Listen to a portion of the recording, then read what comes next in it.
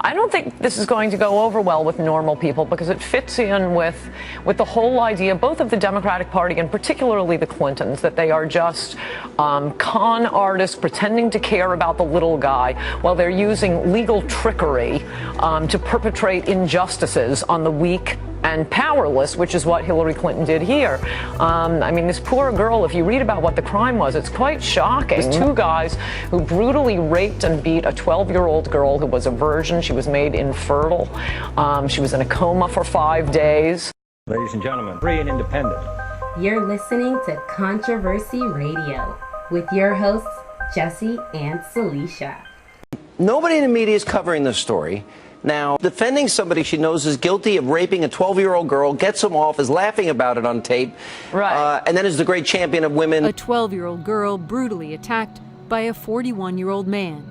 They were reportedly in his pickup truck after midnight and parked in a ravine. That's where she says he beat and raped her. The sixth grader ended up in the emergency room. The young lawyer called on to defend the suspect in the case was none other than Hillary Rodham. Just 27, she had moved to Arkansas to be with her then-boyfriend, Bill Clinton. Hillary Rodham was running the legal clinic at the University of Arkansas in Fayetteville. The defendant, Thomas Alfred Taylor, who denied the charge, had requested a woman lawyer. So the judge appointed the future Mrs. Clinton. It would be her first criminal defense case. When she defended a man accused of raping a 12-year-old girl, even though she thought he was guilty at the time. Remember that case where I represented that guy? It was a fascinating case. It was really an interesting case. This guy was accused of raping a 12-year-old. In this affidavit seeking a psychiatric evaluation of the victim and signed Hillary Rodham, the rookie lawyer painted the victim as emotionally unstable, suggesting she'd brought false accusations like this before, that she fantasized about older men, and that experts say children like the victim tend to exaggerate or romanticize sexual experiences. The victim said the allegations in the affidavit are untrue, that she'd never romanticized sexual experiences or made any false accusations before. There's never been any evidence presented by anyone to substantiate the allegations that Hillary Clinton made in that affidavit. To the victim, this was an attempt by Hillary Clinton to smear her in order to exonerate her attacker. The victim believes that Hillary Clinton lied. Hillary Clinton blamed the victim. Number 101 when you're dealing with rape cases, don't blame the victim. She blamed a 12-year-old girl, a 6th grade 12-year-old girl, of seeking the attention of older men and fantasizing about being with older men. There's audio. Wait, we haven't corroborated any of this, so I mean, I just think you should be very... It's widely reported. It's widely reported. Widely reported. So is the National Enquirer. Widely reported. We widely can reported go. Doesn't mean anything. It's not on this network, I would point out. Okay, well, there's an audio tape where Hillary Clinton laughs about the defendant in this case. The story was mostly forgotten until in 2014, audio emerged of Clinton talking about the case with an Arkansas journalist back in the 1980s. Listen to her laugh describing the moment she delivered her forensic expert's findings to the prosecutor. I handed it to Bailey Gibson. I said, well, this guy's ready to come from New York to prevent this miscarriage of justice. Those recordings were played for the victim by Josh Rogan during his interview. Her reaction was anger. When I heard that tape, I was pretty upset. You lied on me, and you're supposed to be it for women? Do you call that for women?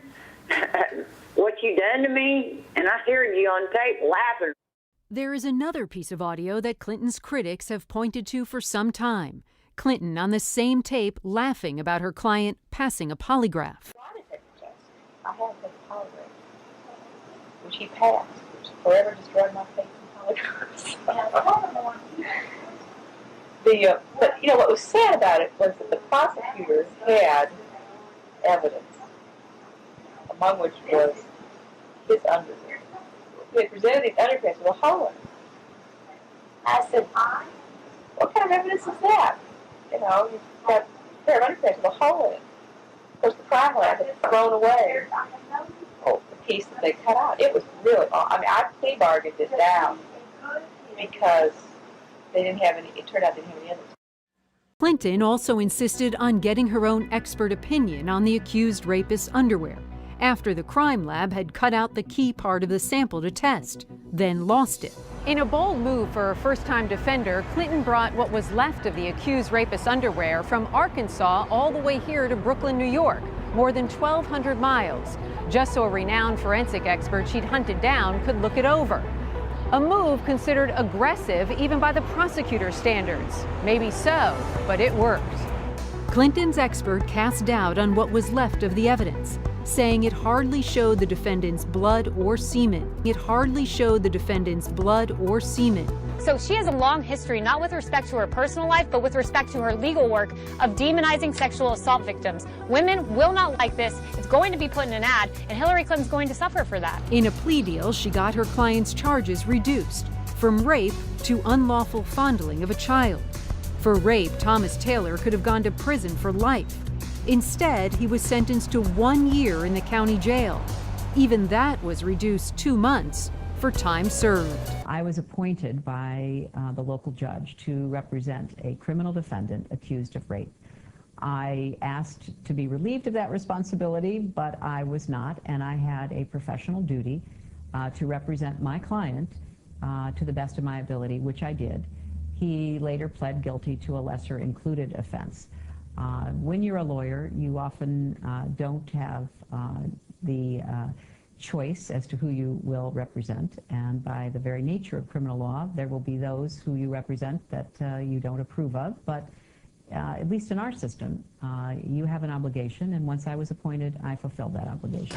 And Hillary Clinton not only defended this guy, do not believe what they are saying elsewhere, that lawyers are required to do this. You know, oddly enough, I am a lawyer. I practice law. I don't know any lawyers who have defended criminals. I mean, personally. She said she did it as a favor. You have to reach out to take these cases. No one forces you to defend, Ted Bundy. It's always the same lawyers doing it.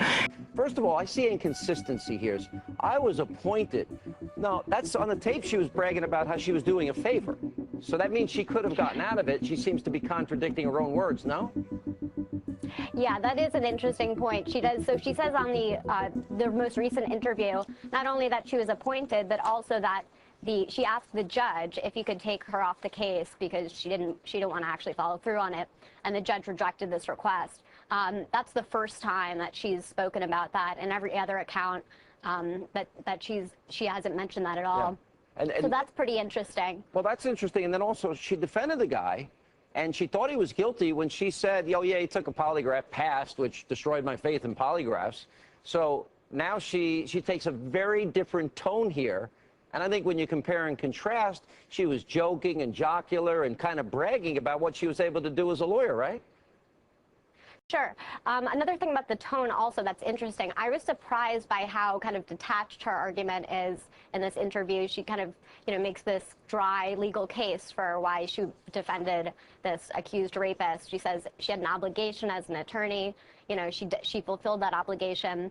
She didn't make much of an emotional appeal. In any event, she submitted an affidavit claiming that this poor 12-year-old girl was a fantasist, that she had falsely accused other people before.